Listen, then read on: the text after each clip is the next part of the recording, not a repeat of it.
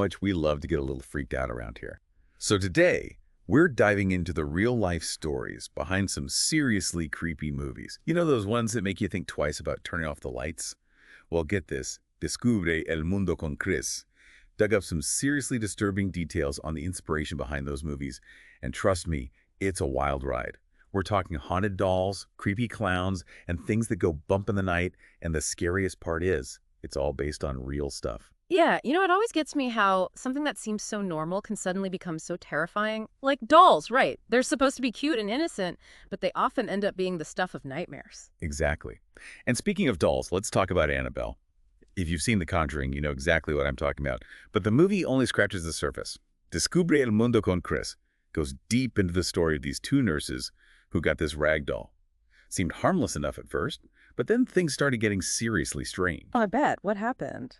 Well, for starters, the doll kept showing up in different places, like it was moving around on its own. Mm. And if that wasn't creepy enough, they started finding these handwritten notes, like actual messages just appearing out of nowhere. No way. Okay, yeah, that's creepy. Right. And here's the thing. Our homes, they're supposed to be our safe spaces.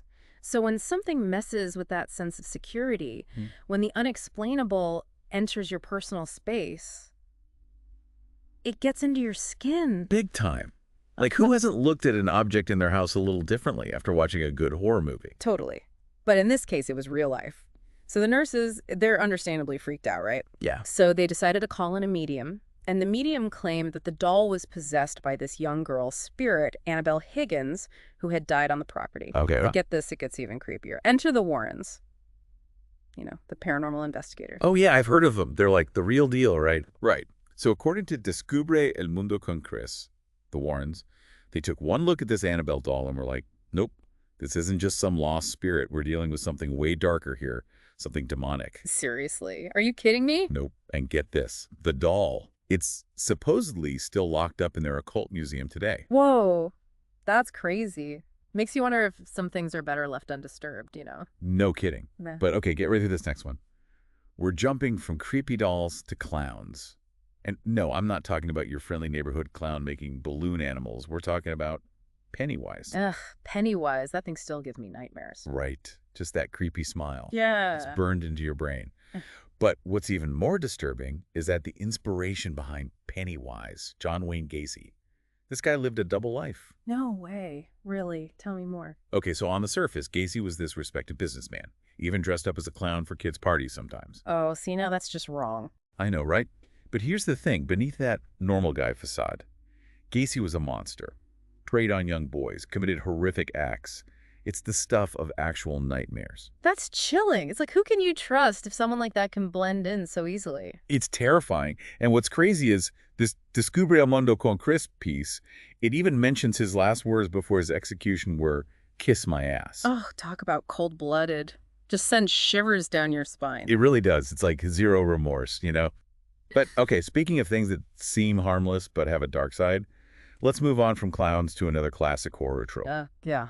Dolls. Oh, man. Not more dolls. I'm already creeped out enough. I hear you. But this one's a doozy. Have you heard of Robert the Doll? Robert the Doll. Can't say that I have. Okay, so picture this. Key West, Florida. This young boy gets a handmade doll as a gift from a servant. Okay, so far so good. Not so fast. You see, rumor has it that this servant, she practiced voodoo and decided to infuse the doll with something dark. Whoa, hold on a minute. A voodoo doll? Yep. And it gets weirder. The boy, Robert, he started claiming that the doll was moving and talking to him. Wait, seriously? Come on. I know, it sounds crazy, right? But there were even neighbors who said they saw this doll watching them from the windows. Okay, now that's just creepy. Tell me about it. Now, I don't know if those stories were true or not, but they definitely add to the whole Robert the Doll mystique. And get this, Robert the Doll is still around today. What? Seriously? Yep. He's in a museum now, and people actually whisper to him and ask his permission before they take his picture. Get out of here. Serious. It's like they're afraid of setting off some ancient curse or something. But, it just goes to show you how powerful the idea of a cursed or possessed object can be. And speaking of things we don't understand, let's move on to a horror movie that plays on one of our most primal fears, the fear of nightmares. Oh, you're talking about A Nightmare on Elm Street, right? Freddy Krueger still freaks me out. Yep, Freddy was terrifying. But get this. There was this real-life phenomenon that was happening back in the 70s and 80s that was just as scary, if not scarier. What? Seriously?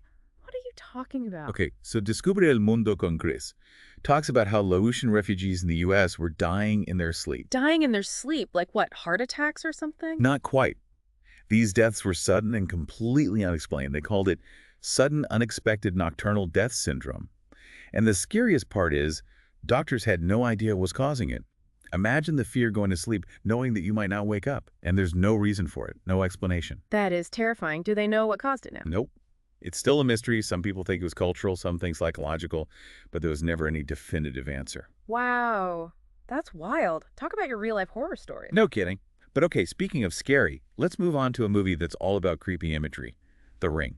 You know, with Samara in the well. Oh, yeah, I know exactly what you're talking about. That image of her crawling out of the TV still haunts me. I hear you. But did you know that even The Ring has roots in real-life horror? Wait, really? I had no idea. Yep. Descubre el Mundo con Chris tells this whole story about Okiku, this vengeful spirit from Japanese folklore. Legend has it that she was a servant who met an untimely end falling down a well. A well? Like in the movie? Exactly. And just like in The Ring, she's said to haunt that well, her ghost, forever counting, over and over again. Okay, that's officially creepy. Yeah, and you know what gets me about these stories? They really get you thinking about what happens after death, especially when someone feels wronged. Like, what if our actions have consequences even after we're gone? It's like those stories are warnings or something, Yeah. right? Reminding us that what we do matters. It's kind of wild how these old stories still freak people out today, don't you think? Like, what is it about them that just gets under our skin? You know, it's like we're not so different from the people who told these stories hundreds of years ago. We still get scared of the same things, still fascinated by what we don't understand. Totally. It's like looking back in time and seeing ourselves in those stories. But honestly, as scared as these stories make me, I kind of find them comforting too. Comforting. How so? Well, think about it. By facing our fears, Hmm. by talking about this creepy stuff, it's like we're taking away its power, you know? That's an interesting way to look at it. It's like knowledge is power, right? When we understand where these fears come from, it helps us feel more in control. Exactly. It's like when you were a kid, afraid of the monster under the bed, but then you finally get the courage to look. And you realize it was just your laundry this whole time. Haha, exactly. And even if there is something scary, at least you know what you're dealing with. Right. Take that whole Nightmare on Elm Street thing we were talking about before with the Laotian refugees. It's one thing to be scared of Freddy Krueger, but it's a whole other level of creepy when something like that actually happens. No kidding. That's what gets me the stuff we can't explain. It really makes you think, right? Like, Yeah. what else is out there that we don't know about? Right. It's both scary and amazing at the same time. Totally. It's like that saying, the more you know, the more you realize you don't know. So true. And speaking of things we don't know, remember Robert the doll? The one who people whisper to at the museum. Oh, yeah, that's right. You were saying how people actually ask for permission before taking his picture. Yep. It's wild, right? I mean, just a doll. But then again, like, what if it's not? I know, right? It's like part of you knows it's silly, but then there's this other part of you that's like, what if they're right? Exactly. And it makes you think about how these stories get passed down and become part of our culture. Like Annabelle, the possessed doll. That idea has been around forever. Right, but the Annabelle story is like the ultimate haunted doll story now, probably because of those movies. Exactly. They took this old fear and made it feel real again.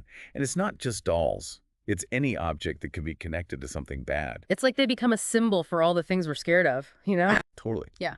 And it's often the things we can't control that scare us the most, right? Yeah. Like, what if there are these dark forces out there that we don't understand? It's that fear of the unknown, you know? The things that go bump in the night, and when you add in a creepy doll or a haunted house, it just amplifies that fear. Totally.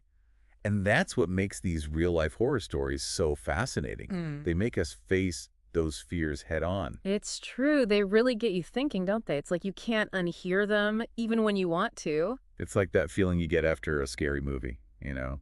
You're safe in your own home, but you still feel a little uneasy. Totally. It's like your brain's still on high alert, looking for monsters under the bed. Exactly. And I think that's a big part of why we're so drawn to these real-life horror stories. Because deep down, there's a part of us that wonders, what if it's true? It's that primal fear, right? The one that's been with us since the dawn of time. That fear of the unknown. 100%. And sometimes what we uncover is even scarier than anything we could have dreamed up. It's true. Sometimes reality is stranger and scarier than fiction. No kidding. But you know what I find interesting? As much as I love a good scare, it's also about trying to make sense of these stories. Like, what do they tell us about ourselves? That's a great point. It's like we can't just ignore the things that scare us. We have to try to understand them. Exactly.